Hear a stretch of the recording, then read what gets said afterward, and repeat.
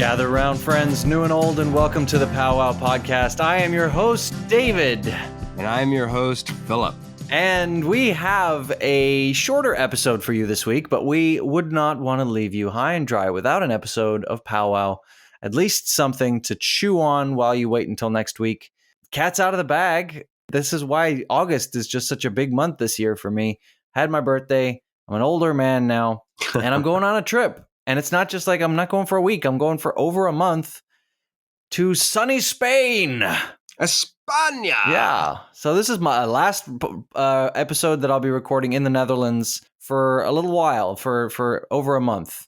Oof. Exciting. Yeah, man. Yeah. Well, exciting that you're going to Spain. Not exciting that you're leaving us. Well, no, because I'll still be with you. I'll Yes, still be you with will. you in spirit. In And spirit. and hopefully we'll get to record an episode or two while I'm in Spain. Yes, absolutely. But yeah, I'm off. Yes, you are off now. What are you at liberty / wanting to discuss? What takes you to Spain? Fair game. I was like a little worried. Like, do I want people knowing my business? Let me. Well, actually, do I? Let's just say I'm going to do a month-long course in Spain, and it has to do with prospects in terms of my career. That the things that I want to do coming up over the next several years, and it's not acting related. I'll say that, but to do with holding a day job while I'm acting. Okay. Well, there you go. You're going to Spain to learn under the best in the world. So, Yes, I'll say this much: it's quality related. Okay, nice. So you are going abroad to go learn. Now, be honest with the people. Are you going to have time to go out even amidst your studies and be a man amongst the people? Are you going to be able to go and have something of a nightlife, do you think? I'm hoping so, because Barcelona, come on. Of course. I've been out there before. One night, I've done one night in Barcelona, and it was a Tuesday night, and it wasn't that fun. But I know that there's so much more to be had. I know I've heard such great things, and I've been in that region. I've gone out plenty and had some of the most fun I've ever had on nights out. So yes, I'm hoping so, and I'm hoping to get to practice my Spanish. My Spanish is actually fairly solid now, and it just requires practice. My grammar's pretty good. My vocabulary isn't quite there, but that's the kind of thing, like, you need to speak it every day to get there.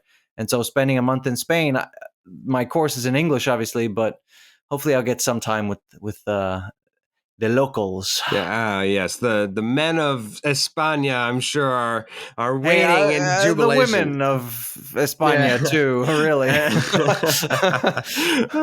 All right. Well, I wish you nothing but the best. And you said you've already been to Spain once? Oh, many times. Oh, many times. So don't you remember, even like during the run of this podcast last October, I went on vacation to Spain. Yeah, and the wedding that you recently went to was in Greece. I get my my foreign your Mediterranean countries. Yes, absolutely. Now I've been to Spain many, many times. And especially to that region of Spain. Been to other places in Spain, but really only ever on the coast, and most of the time it's been to the region of Catalonia, which is where where the area around Barcelona, basically. So 2 questions. 1, is there anything that you will have felt deprived of if you have not done coming back from Spain, not having done in Spain? Definitely have a really, really good seafood meal. I want like shellfish or like something like a squid or just some kind of really, really good seafood. And I don't know. This is a tough question. Oh, I want to win money. Win money. I will be seeing some friends at some point down there, and we will be playing some poker. Oh, there we go. Please come back to the pod and let us know how that goes. It won't be much. It'll be pennies. It's usually penny poker, but still, I want to take their money and have it for myself.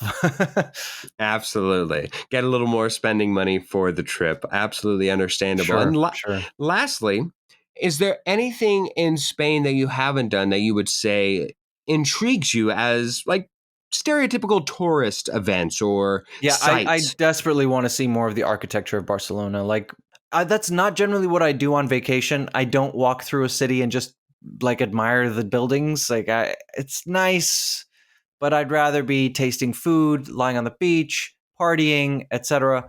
But if I'm there for a month or more, then I want to take at some point take the time to just feel the city. And I haven't done that in Barcelona, and that's something that I look forward to doing. And I really want to make friends. Like this is I'll be at a an educational facility. I'll just put it that way. I'll reveal this at some stage. I'll reveal exactly what I was doing, but I don't want anyone following me. So not that anyone would. I'm Hey, overestimating whoa. my celebrity status here, but I just don't need that public knowledge yet. But I will I'm hot reveal on your eventually. heels. However, I just want I'm looking forward to making some new friends and yeah, just like getting that fresh start of being in a new place. That's really exciting. Even if it's only for a month and a bit. Last but not least, there are nude beaches in Spain. There's nude beaches all over Europe. Will you tan them cheeks, Hoffman? It depends. Like I've been to nude beaches before and gone fully nude, and I'm not against it at all. I honestly I think it's very freeing, and I think it's more people should try it at least. You have to go in with an open mind. You have to go in with and remove all your all these Pre-bought like clothes? biases. No, I know. all these biases that society has instilled in you. Just remove those. It's just bodies, and you don't stare. People don't stare at you, or at least you shouldn't. Otherwise, you really shouldn't be there. But I've been to nude beaches before, but generally they're in more secluded places. There's fewer people there, and the people that are there because that's just how they want to. They want to be free to do that, and there's no judgment, etc. So I think that I actually really like nude beaches. Put some sunscreen down there. It's not an area you want to get burned. Oh, There's there's a free no. you're welcome. Yes, absolutely. Oh my God, I hadn't even thought of that. Oh. I know, yeah, you definitely want to do that. But yeah, no, I don't know that in Barcelona I don't know. There's just feel like there's a lot of people, and there might be gawky touristy people. So probably not. One thing I do also want to do that I've never done, and I can't believe I forgot about this when you actually asked, is go to Andorra. Andorra is a micronation sandwiched between France and Spain. And I like crossing countries off the list, countries I've been to. Right now I'm at like 22 or something, 22 countries that I've been to. I'd like a 23rd. And it's hard. It's not an easy thing to just go to a new country all the time. Like there's costs money, traveling, whatever. And if you've done the surrounding nations, I'm in the Netherlands right now. I've been to Germany. I've been to Luxembourg. I've been to Belgium. I've been to France. I mean, the next closest country that I haven't been to, maybe Poland or Ireland or Andorra or Monaco or I don't know. But I would only be a couple hours drive from Andorra, and I might rent a car one weekend and drive up there. Maybe take some of my peers and go for a hike. Apparently, the hiking is really cool in Andorra. Oh, I hear. Well, if there's one tradition, one when in Rome activity to do in Spain that I heavily urge you to incorporate into, if not a weekly routine, daily routine, my friend, take a siesta every now and then. That's my favorite thing about Spain, that they have made it a culture to take a nap. It's such a beautiful concept. Yes, do that, everybody.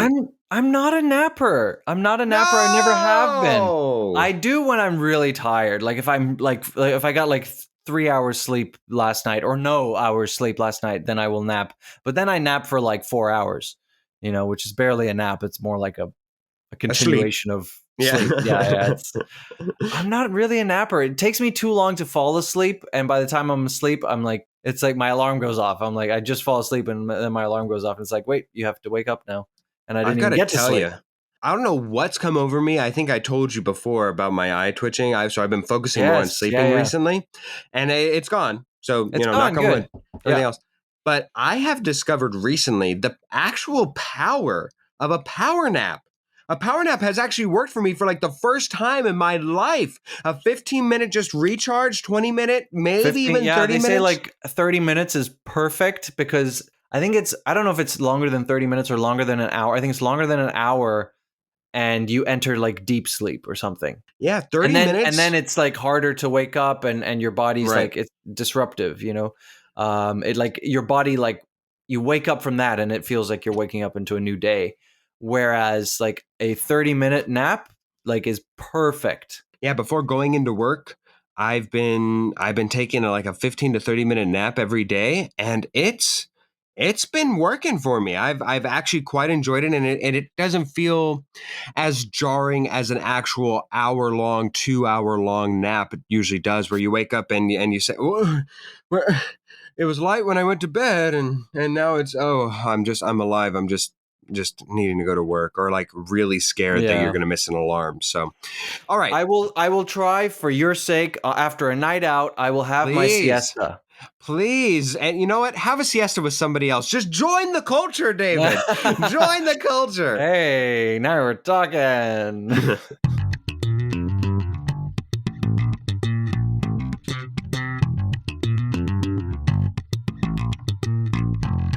That slaps is an easy one to just throw in here to give you just a little bit of extra powwow before I'll be gone next week. So I said, Phil, come up with that slap so we can throw that into this shortened episode and just give it a little bit of extra. And now I'll admit, we're recording this right after we recorded last week's episode. It's the same day. And so I prepared a second That Slaps. And admittedly, this is a series that hasn't finished yet. By the time this episode is out, it will be finished, right? But I haven't seen the final 2 episodes yet. I have a guess on what this could be. I haven't seen the final 2 episodes, but season 6 of Better Call Saul. Yeah. There's not a doubt in my mind that the next 2 episodes will not disappoint, and the whole season will slap. And so even though I haven't seen the last 2 episodes, Better Call Saul season 6, that slapped so hard. It's Finally. so good. It's I so gotta tell you, good. it is such a slow burn, man. Though, like if Are I you wasn't watching it? No, I watched the first 3 seasons of Better Call Saul because I thought it was a small series, and it's not. Every once in a while, something snags me in, and then plus I've seen Breaking Bad, so I thought it was a Yeah, but short. Breaking Bad often was very slow as well. You know, I binged it, so having the full ability, the burn is a little slow. But even then, Better Call Saul, well, the first you will 3 enjoy seasons, especially the second 3 seasons, the 4, 5, and 6 are they're the second 3 seasons. Yes. All right. Well, wonderful. I have no doubt either. Vince Gilligan has my trust. He has earned that as well. Yeah, he is an auteur and a genius.